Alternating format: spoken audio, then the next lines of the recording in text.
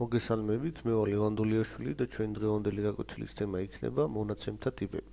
სხვა ენების მსგავსად, JavaScript-ის სცენარშიც მოქმედებები სრულდება გარკვეულ მონაცემებზე.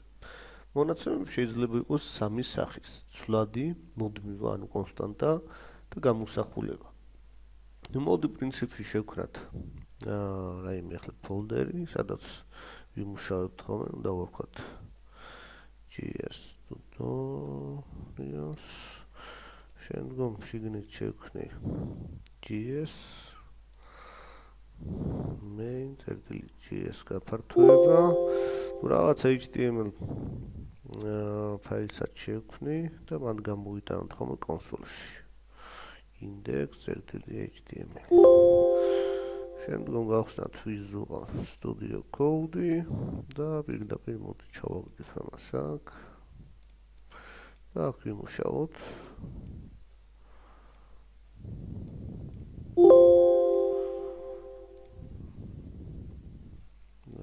ეს მაგივრად გვინდა. მოდი ამებს საერთოდ გავთიშავ. ესეც რა, პრინციპში გავხსნია კი ბატონო. და აქ მოდი ახლა სტანდარტულად გავწეროთ.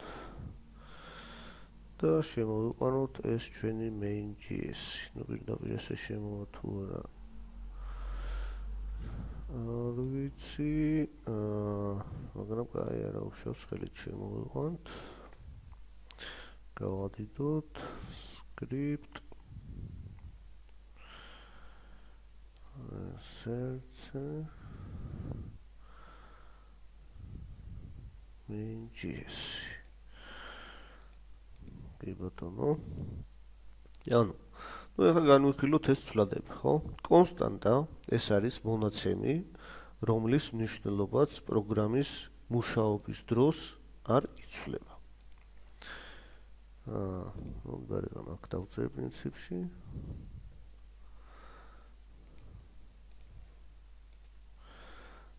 ესე, ანუ ეს არის, ესე გამოიყურება const.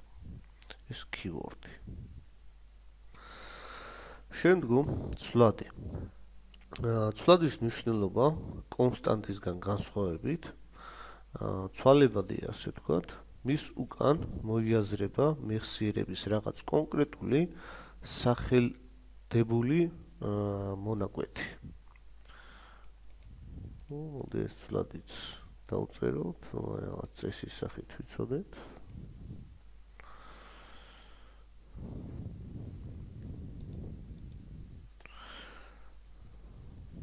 ეს შეიძლება იყოს var და რამე შემდგომ სახელი.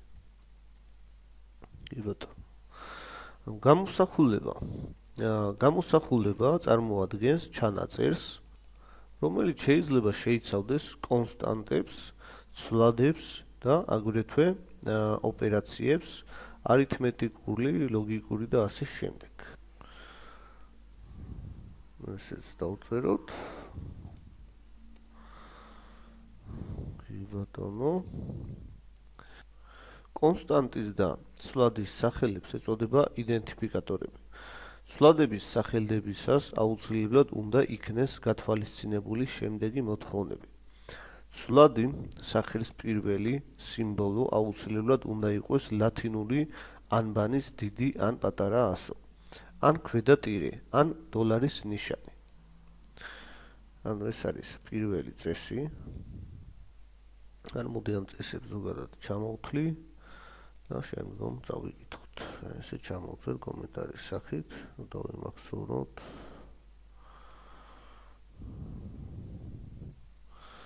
პირველი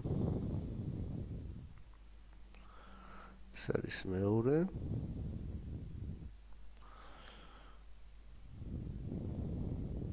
მესამე, მეოთხე. მეხუთე.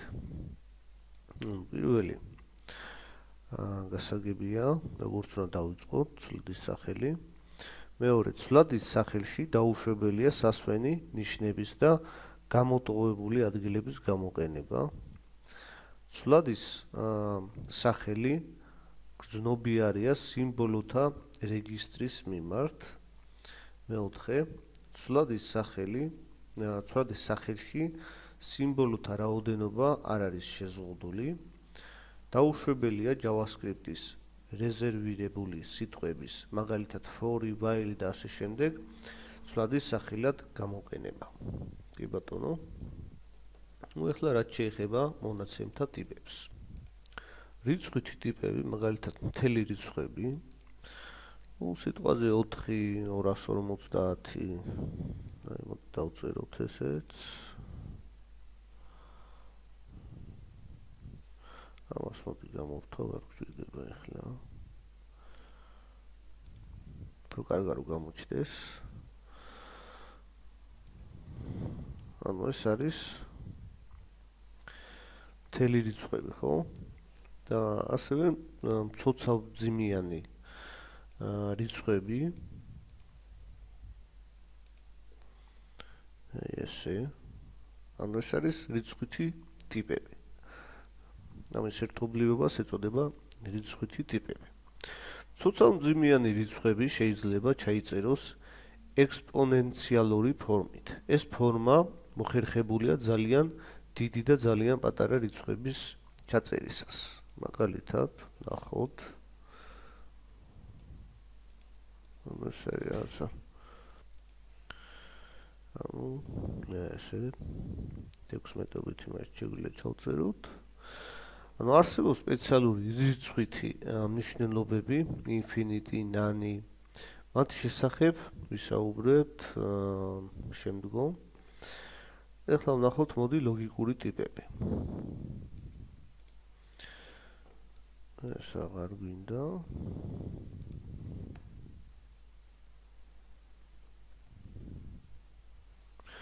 ლოგიკური ტიპი ამ ტიპის ასე ვთქვათ, მონაცემმა შეიძლება მიიღოს მხოლოდ ორი მნიშვნელობა, true და false.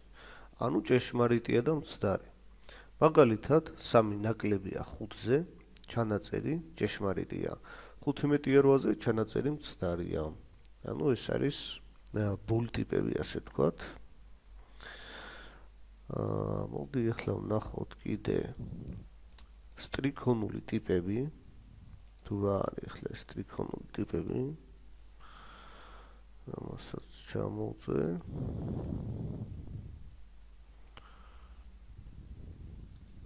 აი ესე. Finds our chance. Nice. To კომენტაროთ. სტრიქონული ტიპი. ზოგიერთ პროგრამირების ენაში არის მონაცემთა სპეციალური ტიპი. ერთი სიმბოლოსთვის, მაგალითად S-ში არის ტიპი char. ანუ S-ი რა. C-ასვან რაღაც Q და ასე შემდეგ. არის char ტიპი. JavaScript-ში არსებობს მხოლოდ ტიპი string-ი, ანუ სტრიქონული ტიპი. უფრო დაწვრილებით ვისაუბროთ. მე-7 თავში, კაი, ეს არ გვინდა. ამას შემდგომ მივუბრუნდებით. ანუ სხვა ენებში რო გვაქვს 100, რო შეგვიძლია char-ში შევინახოთ, აქ ეგრე არ არის, აქ ყველაფერი string-შია, ასე ვთქვათ. და ახლა ვნახოთ მოდი მნიშვნელობა null.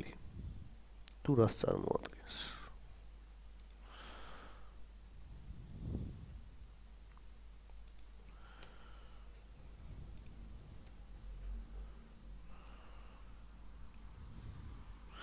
ნიშნულობა null ამ ნიშნულობას არანაირი კავშირი არ აქვს ზემოთ ჩამოთვლილ ტიპებთან. ეს არის ცალკე ტიპის ერთადერთი შესაძლო მნიშვნელობა. ანუ ეს არის სპეციალური მნიშვნელობა, რომლის უკანაც იგულისხმება არაფერი. ანუ null არის არაფერი. ეს რაში გვადგება და შემდგომ ნახავთ პირობებში გამოვიყენებთ ხოლმე ხშირად nulls. ანუ თუ არაფერია, მაშინ რაღაცა მოხდეს და ასე შემდეგ. ესენიც ჩამოვწიოთ დაბლა. ახლა მნიშვნელობა undefined, ესეც პირობებში გამოსაყენებელია. მნიშვნელობა undefined ისევე როგორც null არის თავისი საკუთარი ტიპის ერთ-ერთი მნიშვნელობა, ასე ვთქვათ. თუ ცვლადი გამოცხადებულია, მაგრამ მასში არაფერია ჩაწერილი, მაშინ ამ ცვლადის მნიშვნელობა არის undefined. ანუ მაგალითად გამოვაცხადე აქ რაღაცა var ცვლადი და არაფერი მივანიჭე, ამ შემთხვევაში ეს არის undefined. კი ბატონო, undefined-იც გასაგებია. და ნუ ახლა რა ვქნათ? მოდი ახლა ზოგადად ჩამოვწერ ამ ყველაფერს, რაც ვისაუბრე.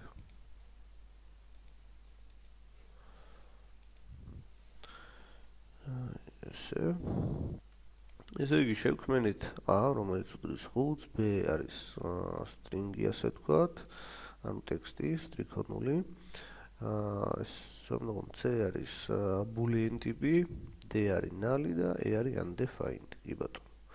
ნუ შემდგომ დავასეიროთ ეს. და ეს ყველაფერი გამოვიტანოთ ახლა console log-ში.